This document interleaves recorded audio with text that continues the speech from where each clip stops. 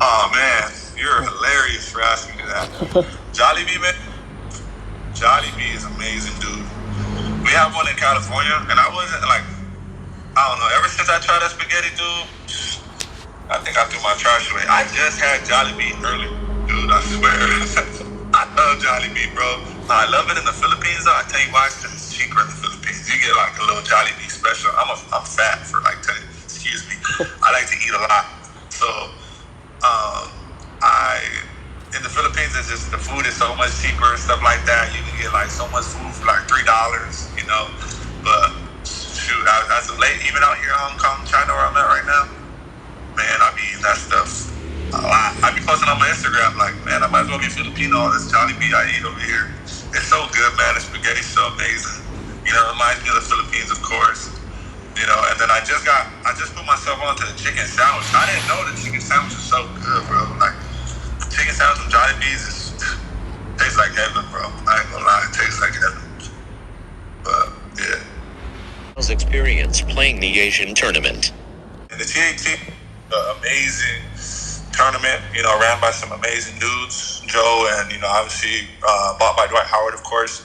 You know, all the guys that work for the Asian tournament and stuff like that, they do a great job, organized, you know. That just showed up a blessing as well. You know, great tournament to participate in. You know, great arenas, great places to play.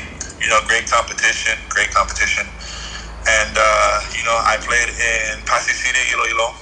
I played in Thailand, and I played in Binyan and Laguna in the Philippines. You know, and it's fun, man. Great competition.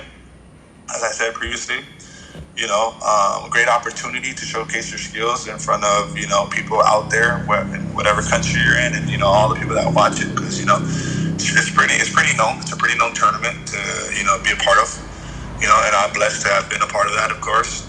And yeah, I just remember watching my friends like Oscar and one of my friends, Demetrius, playing in that tournament, thinking like, man, I want to be a part of that and play and, you know, showcase my skills and stuff. And sure as you know that, you know, whatever you go praying for, sometimes, you know, it comes right at your face.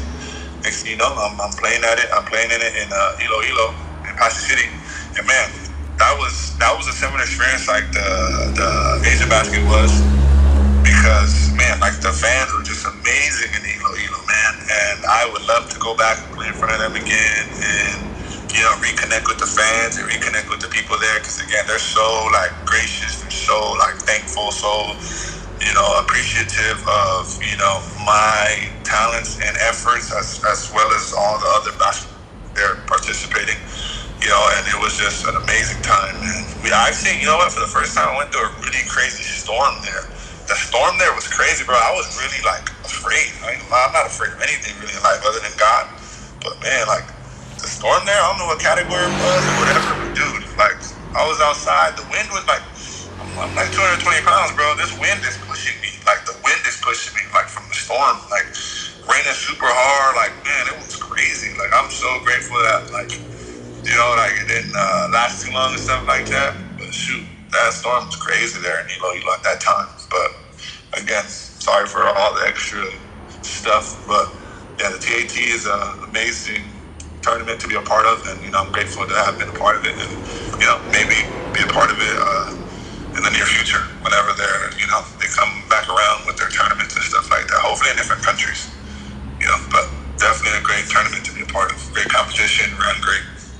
Why you choose jersey number 7? Oh man, the truth is the reason why I chose jersey number 7. It's first because my favorite basketball player is Kevin Durant, and he ended up wearing number 7 when he went to play for the Brooklyn Nets. I used to like what number did I used to like? Well, I actually only liked the jersey number, any jersey number he kind of wore for the most part.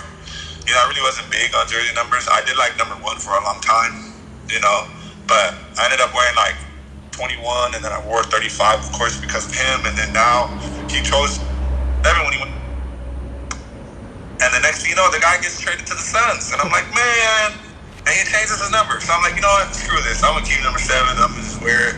I was wearing it for a while, and actually, you know, I found other significance. I actually I'm the seventh child in my family. So I got I got five sisters and a brother, and I'm number seven. So I found some other significance in the number. And there's lucky number seven, of course. And then I actually got, I don't know if you can see, I got 777 tatted here on my arm right here. And that's just because I see that number all the time. So I ended up just seeing, a lot of sevens. And I tend to see a lot of sevens. So, thankfully I found some more significance. If it wasn't for number seven, then shoot, probably wear like number, I don't know. I still like number one, number three, stuff like that. But seven's cool for now. I might just keep it, and it's in my Instagram handle, so yeah, might just keep it now. Like to play overseas. I would say as I get older, it does become a little more difficult, only because of like the family and being away from home aspect, and I understand that that's super overused. But like I have a lot of nieces and nephews. I'm blessed.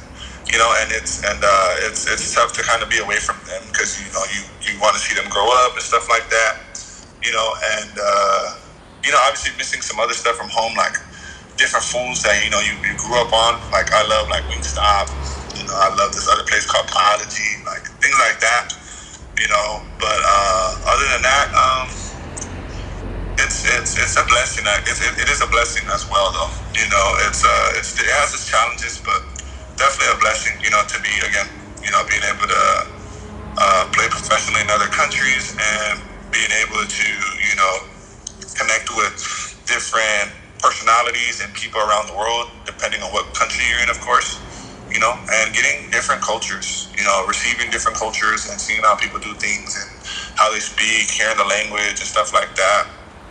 Learning, the atmosphere of different countries. So I would say, it's pretty cool, but it definitely has its challenges, of course, being away from home, whatever friends you have or whatever support system you have, and your family, of course. Because nobody will ever understand unless you're actually, like, living with the person or actually, with the person. But definitely I would say the difficulties lie within, being away from family and friends, and obviously whatever, problems or issues you may have with your team or, maybe teammates or, or even with yourself, even within, because a lot of people, not just athletes, but a lot of people, especially in this day and age with, trust being so scarce, not really trusting people and, not knowing who to turn to, kind of feeling like you can't ask for help, things like that. We as humans tend to kind of like internalize everything. When it's really better to like let it out, because it just eats away at you subconsciously, whether you know it or not. It just eats away at you, and you don't want it to make you, become bitter or not someone that doesn't, trust often or things like that. And I'm one to speak because I was once one of those people. You know what I mean? Like I was someone that didn't trust easy. I kind of still am. I still don't really trust too easily. But I do try to see the good in people. Of course, I try to forgive as much as I can. God forgives, so why don't I? It's kind of like a motto I live by, of course. But yeah, I've just learned to kind of just open up and vent more, and just show love. I feel like there's not enough love in this world. I think there's so much envy and so much, so much hate and so much worrying about what the other person has or doesn't have, or worrying about being better than everybody. Like, we need to be like the best people we can be for ourselves, and for our family and things like that, and I think it's imperative to be that way, because again, like if you sit there and worry about what other people have, you're not going to appreciate what you got in front of you, or what you, like, you're not appreciating what you already got. As soon as you wake up and you're able to breathe, like, you are blessed, like literally, you have all your fingers and limbs, like, you know what I mean, like, you're able to, pick something up, like the littlest things that we have to be appreciative for everything. Because again, we're not promised tomorrow. You know what I mean? When you go to sleep, like, you're not promised to wake up. You know what I mean? So just finding more things to be appreciative of, is something I've been practicing, of course, as of late too.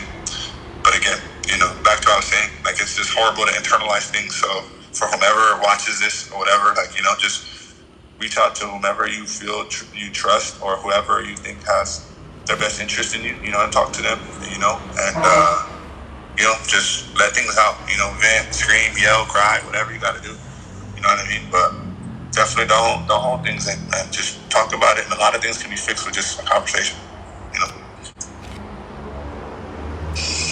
all my tattoos have meaning, man.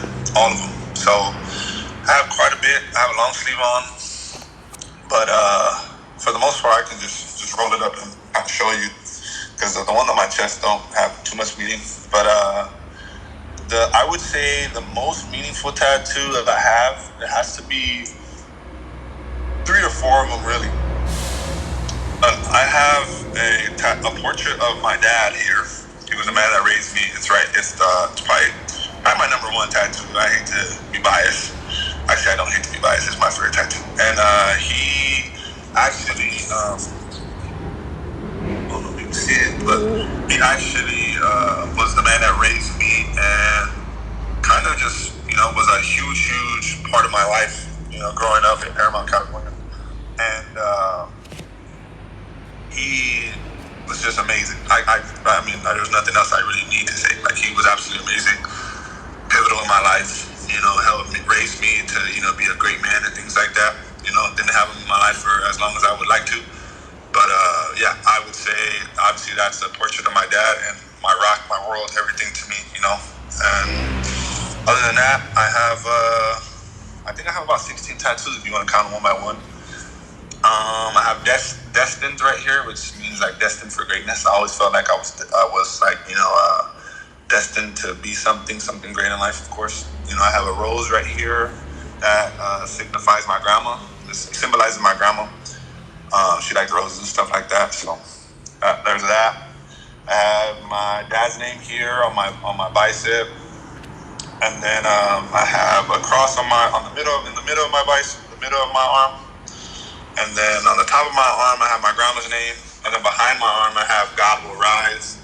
Huge believer in God. I'm not the most religious person, but I just have tremendous faith, very spiritual and things like that. And then obviously I told you I have the 777. Then I have on my inner bicep, I have, when I am afraid, I put my trust in you. I'm talking about God, of course. Whenever I get afraid or I'm nervous, anxious or whatever, I just kind of give it all to him, of course.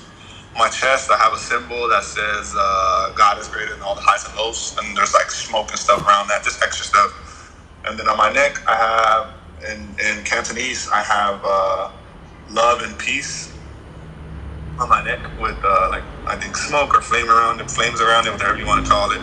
Then on my back, I have Paramount, which is the city I'm from. I rep that city. It's everything to me. I love that place. It's my hometown, of course. And yeah. I mean, other than that, I think I don't think I'm done getting tattoos, but for now, I've been kind of done. Tattoos hurt. I ain't gonna lie. Tattoos do hurt. But they're very stylish and stuff like that. So but we'll see. I'll definitely probably get some more. But they all have to have meaning for me. I'm not gonna live my life and get meaningless tattoos. Like, a lot of people do that. I'm just not a fan of that. Thank you for watching.